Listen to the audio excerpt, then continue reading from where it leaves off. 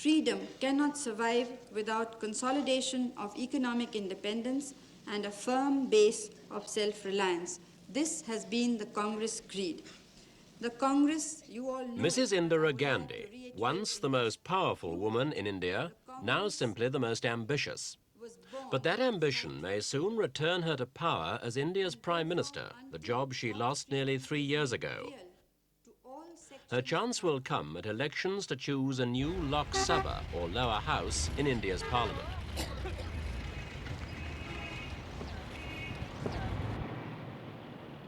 In the world's largest democracy, politics are never a simple matter. And even Indians admit that the current political scene is both complex and confusing. The country's been run for the past 6 months by a caretaker government. The political parties are splintered almost beyond recognition as politicians squabble and change sides. The economy, too, is in serious trouble, with rising prices, unemployment, and many question marks hanging over the country's industrial future.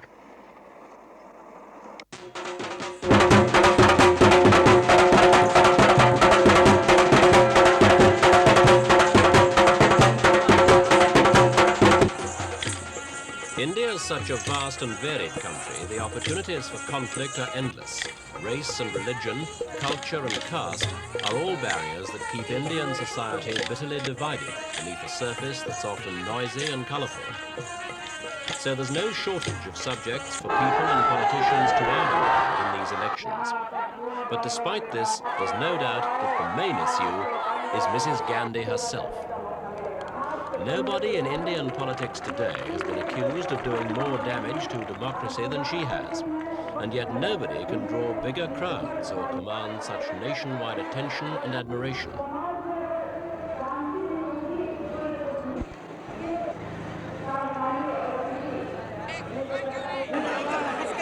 are many powerful and influential people who would like to see her out of politics altogether. Some believe she should be in jail. But the plain fact is that when India's 350 million voters go to the polls, there's every sign that this indomitable woman will get more votes than anyone else.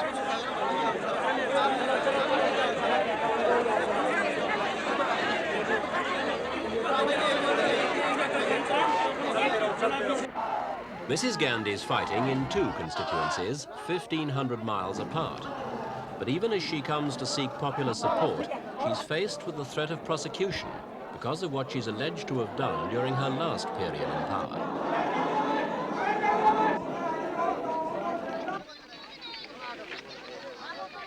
Mrs. Gandhi first won the premiership in 1966. In her second term in 1975, she declared martial law, and having ruled India like an empress, she now began to rule it, in the eyes of her opponents at least, like a dictator. Arbitrary arrest, imprisonment without trial, and strict press censorship became the rule. But few measures did more to rouse opinion against her than the heavy-handed program of population control which she set in motion. However laudable the aims, the means used were atrocious. Target figures for sterilization were given to regional officials. In order to meet them, they went beyond persuasion to outright bullying. Many thousands of people were more or less forcibly sterilized.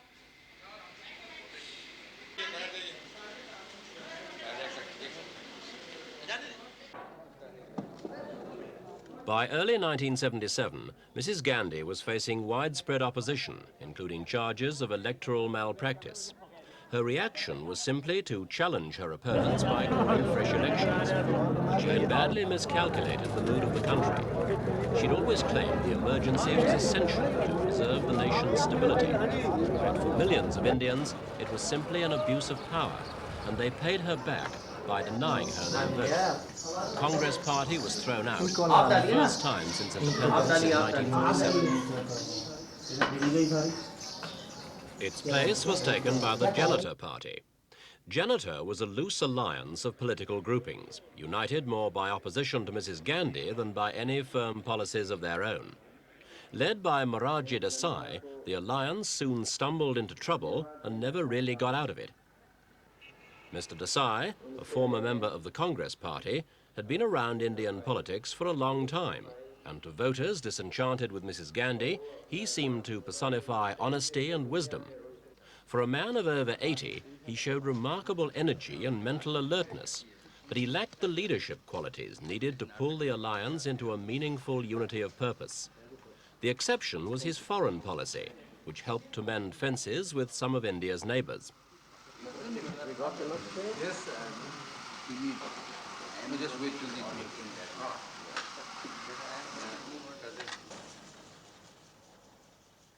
At home, Janata's socialist policies clashed head-on with private industry, especially foreign-owned firms. Coca-Cola, for example, decided to close down rather than divulge its secret formula, as the government demanded. The irony was that the government needed to promote soft drinks as part of Mr. Desai's personal crusade against alcohol. Mr. Desai's own drinking habits included daily doses of his own urine. He made few converts to that regime, but his uncompromising opposition to alcohol angered many state governments, who claimed that prohibition would destroy thousands of jobs, cost them huge amounts in lost revenue, and lead to the production of dangerous bootleg liquor. But despite opposition from within his own party as well, Mr. Desai insisted that India should be dry.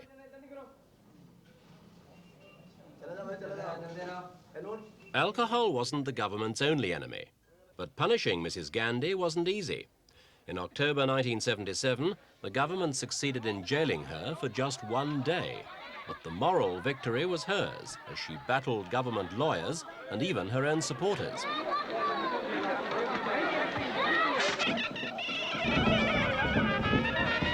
The pressures of defeat shattered the once all-powerful Congress party. At the beginning of 1978, it split, one half following Mrs. Gandhi, the other opposing her. There were early successes in by-elections, and by the end of the year, Mrs. Gandhi was campaigning to get back into Parliament. In Chikmagalur in the south, she soon showed that she'd lost none of her crowd-pulling power. Even as government lawyers continued to amass evidence against her, she held her head high and defended her record. And it worked.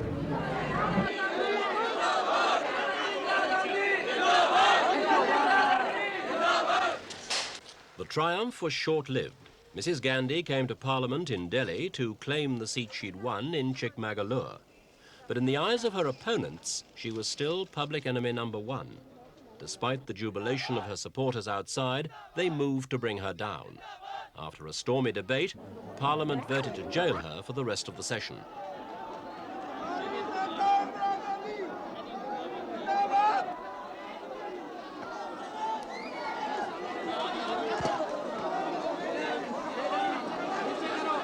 Released from jail after a week, Mrs. Gandhi showed once again that she was not easily humiliated. Her stay in prison, she declared calmly, had been a welcome rest. I was tired. On the contrary, I just had a rest cure. I haven't had that. Those who attacked Mrs. Gandhi's record often did so through her younger son, Sanjay. After a trial lasting nearly a year, he was convicted of criminal conspiracy and sentenced to 2 years hard labor. His supporters objected violently. But there are many supporters of Mrs. Gandhi who can find little justification for Sanjay's behavior. He wielded considerable personal power during the emergency, and he's also accused of having misused government money in a disastrous venture into car production.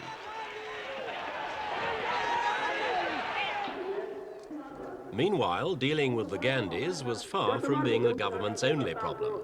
The Janata Alliance was badly split in June 1978, and one of its leaders, Home Minister Charan Singh, was sacked. But he was a force Janata could not ignore for long. This demonstration in December called for his return to power.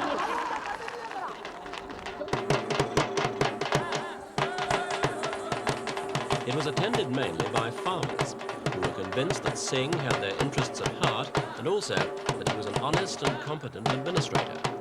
Both qualities were felt to be sorely needed. For apart from Janata's public squabbling and inefficiency, there were now accusations that Mr. Desai too had a son whose behavior was less than correct. For these and other reasons, the demonstration hit its target. Barely a month later, Charan Singh was back in the government, this time as finance minister. Janata certainly needed all the unity it could muster.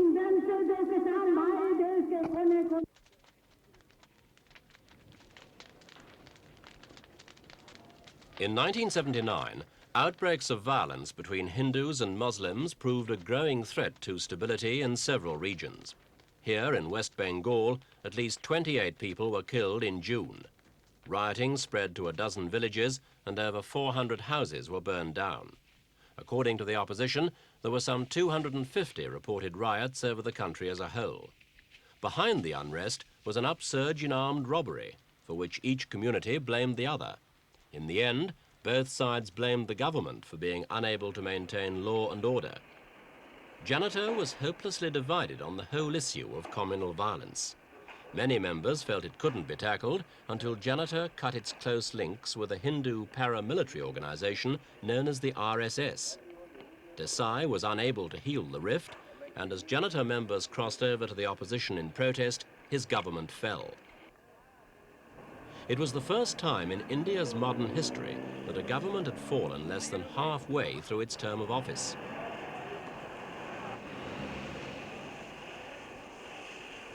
The Janata deserters formed themselves into a new faction known as Janata Secular. Their leader was Charan Singh. As Mr. Desai resigned as Premier, he offered to fill the post from the opposition benches. There followed some hectic and often undignified political bargaining. Desai thought at first that he would be able to reassemble a majority, but in the hectic atmosphere of crisis, he named supporters he hadn't got. As a result, he resigned as party leader, and his place was taken by another ex-Congress stalwart, Jagjivan Ram. Ram, too, tried to form a government, but failed.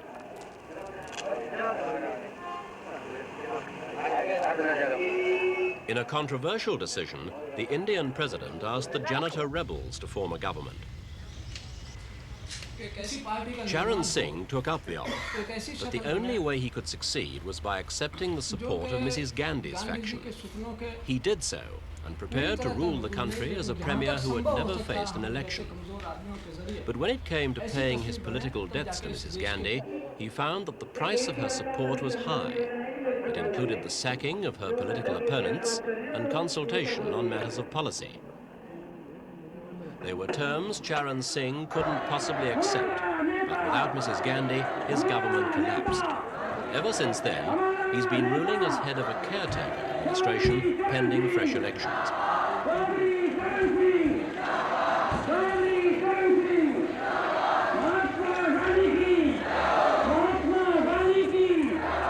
As caretaker premier, Charan Singh has enjoyed all the normal advantages of electioneering from the highest office in the land.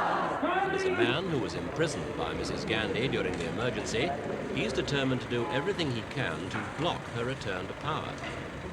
Despite his age, he's 77, he's virtually a newcomer on the national scene. All his experience is in state government, although admittedly the state in question is Uttar Pradesh, India's largest. More important is the difficulty he'll find in uniting the many different factions that now abound. Janata is split into several major divisions. Singh himself leads a new party, the Lok Dal, formed mainly of ex-Janata secularists.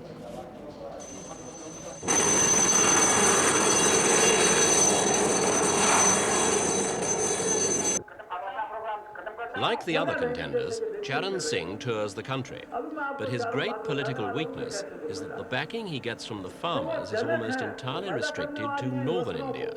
In the south, his voter appeal is virtually non-existent, and he's unlikely to find himself premier after the elections.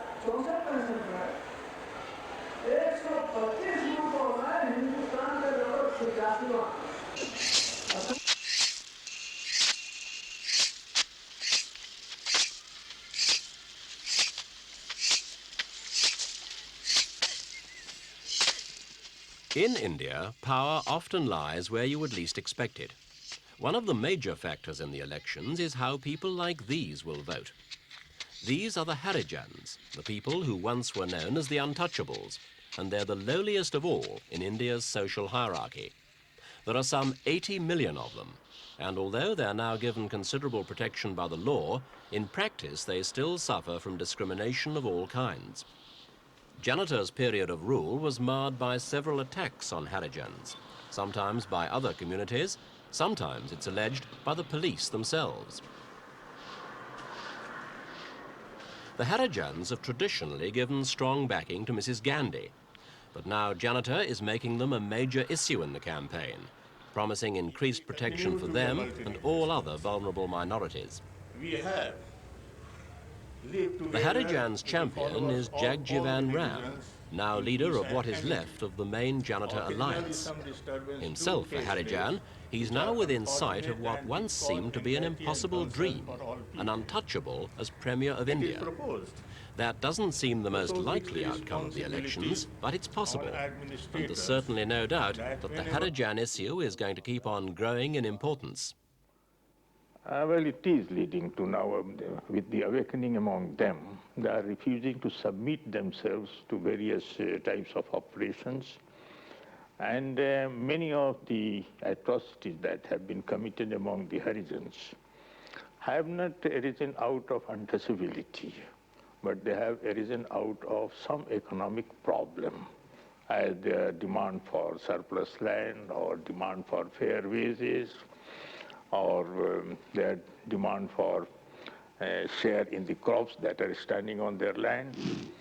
So the awakening is coming up, and that is leading to certain repression from the other side.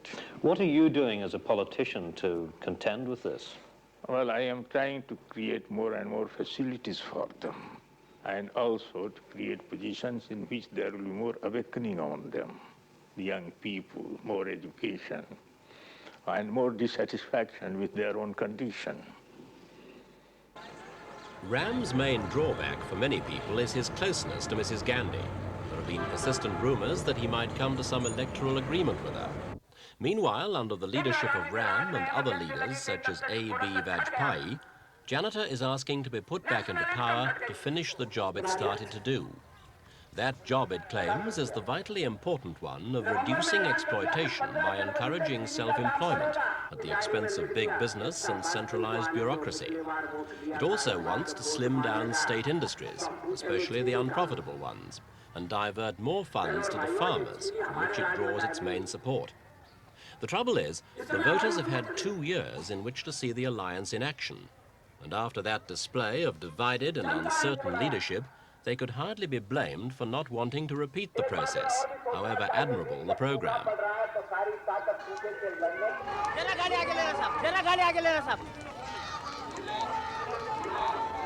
Against this opposition, Mrs. Gandhi can count on several clear advantages. They are the continuing division among the opposition ranks, fading memories of the worst aspects of her emergency rule, and last, but far from least, the force of her own personality. In almost 3 years out of power, she has successfully warded off the government's attempts to call her to account. And on top of that, she has actually increased her popularity across the nation.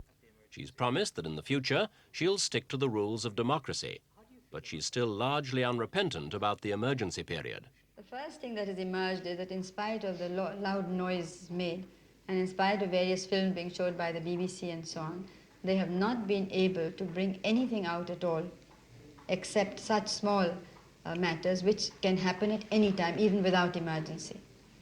For instance, the forcible sterilization. Now, that was not a policy, neither a decision, nor was it something we wanted at any time whatsoever. But some cases happen, very few. And none of these commissions have been able to bring out anything. Now, had these excesses taken place in fact, the commission would have highlighted them, because after all they wanted to punish me rightly or wrongly, but they were unable to find any of these things which earlier they said had happened during emergency. Mrs. Gandhi's appeal to the poor and the underprivileged may well be crucial in winning her the election. She invokes the name and the policies of her namesake, the great Indian nationalist and pacifist Mahatma Gandhi. But her opponents say that it's precisely that tradition of peaceful caring that Mrs. Gandhi is trampled on so unforgivably. If the torch of the Mahatma is being carried on, they say, then it's in other hands than Indira Gandhi's.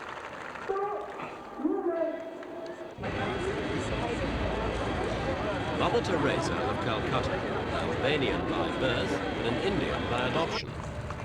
winner of this year's Nobel Peace Prize, she brought a certain reflected glory to the Indian politicians who congratulated her.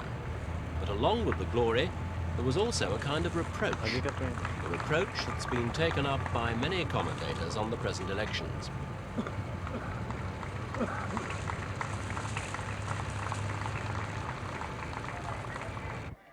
The charge is that over the years, the makeup of the parliament in Delhi has mattered little to the vast majority of Indians.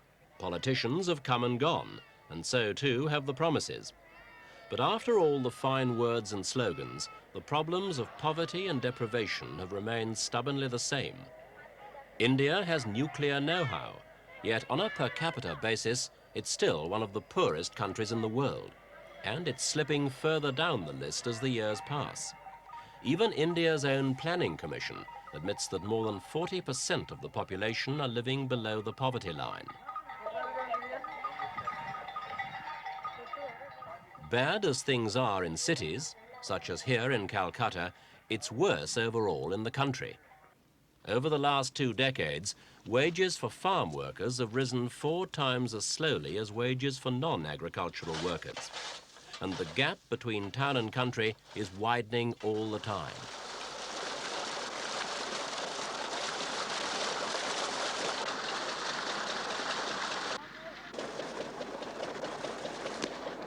The need is to divert money from India's overstaffed bureaucracy into the fields so that farmers can improve the land and increase output.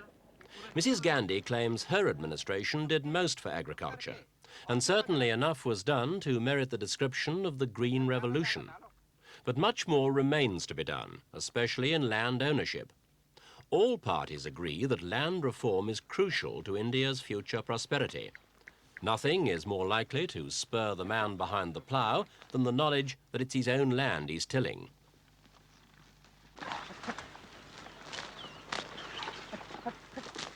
There's no shortage of laws on land reform, but they've had little impact on the peasants who make up 80% of India's population.